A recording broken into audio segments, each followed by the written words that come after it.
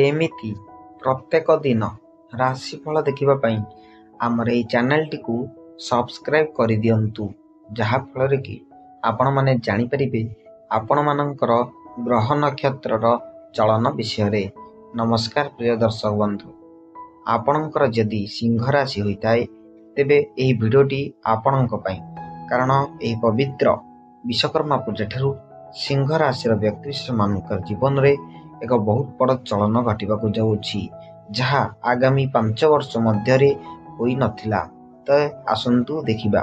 ଦେଖନ୍ତୁ, ପ୍ରଥମତଃ ଆପଣଙ୍କର ପଞ୍ଚମ ଭାଗରେ ଦେବଗୁରୁ ବୃହସ୍ପତି ବିରାଜମାନ କରିଥିଲେ, କିନ୍ତୁ ସେ ଏବେ ଆପଣଙ୍କର ସପ୍ତମ ଭାଗକୁ ଗୋଚର କରିବେ, ଯାହାଫଳରେ କି ଆପଣଙ୍କର ଚାକିରି କ୍ଷେତ୍ରରେ ଉନ୍ନତି ଘଟିବ।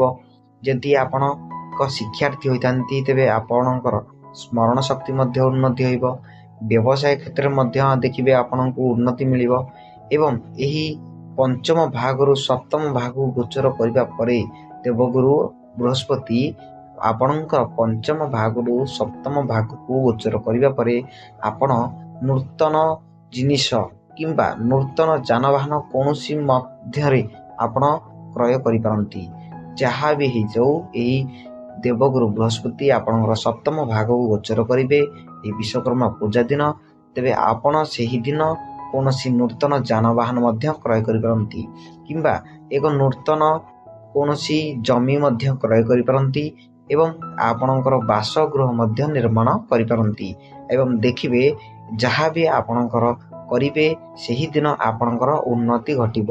ସିଂହ ରାଶିର ବ୍ୟକ୍ତିମାନଙ୍କ ଜୀବନରେ ଏହି 5 ବର୍ଷକୁ ଥରେ ବିଶ୍ୱକର୍ମା ପୂଜା ଦିନ ଆପଣଙ୍କ ଜୀବନଟି ଉଜ୍ଜଳମୟ ହେବ। ଆପଣ ଯାହାକୁ ଛୁଇଁବେ ତାହା ସୁନା ପାଲଟିଯିବ। ଦେଖିବେ ଆପଣଙ୍କ ଜୀବନରେ ବହୁତ ଖୁସିମୟ ହୋଇଯିବ। ସେପଟେ ଆପଣଙ୍କର ସପ୍ତମ ଭାଗରେ ରବି ଏବଂ ରାହୁ ଏକତ୍ର ଥିଲେ, ଯାହାଫଳରେ ଆପଣଙ୍କର ସ୍ୱାସ୍ଥ୍ୟଜନିତ କୌଣସି ସମସ୍ୟା ଦେଖାଯାଉଥିଲା, କିନ୍ତୁ ସପ୍ତମ ଭାଗରୁ ଏବେ ରବି ଅଲଗା ହୋଇ ନବମ ଭାଗକୁ ଗୋଚର କରିବେ, ଯାହାଫଳରେ କି ଆପଣଙ୍କର ଯେଉଁ ପେଟଜନିତ କିମ୍ବା ଚର୍ମଜନିତ ରୋଗ ଥିଲା କିମ୍ବା ଶ୍ୱାସଜନିତ ଯେଉଁ ରୋଗ ଥିଲା ତାହା ଦୂରେଇ ଯିବ। ଆପଣଙ୍କର ଚର୍ମଜନିତ ରୋଗ ମଧ୍ୟ ଦୂର ହୋଇଯିବ। ଦେଖନ୍ତୁ, ପୁଣି ଆପଣଙ୍କର ନବମ ଭାଗରେ ରାହୁ ଏବଂ କେତୁ ଏକତ୍ର ହୋଇ ବିରାଜମାନ କରୁଥିଲେ, ଯାହାଫଳରେ ଆପଣଙ୍କୁ ସର୍ପଦୋଷ ପରି ଆପଣଙ୍କୁ କୌଣସି ବିଷଜନିତ ଦୋଷ ପରି ଆପଣଙ୍କ ଉପରେ ପ୍ରଭାବ ପଡ଼ିଥାନ୍ତା।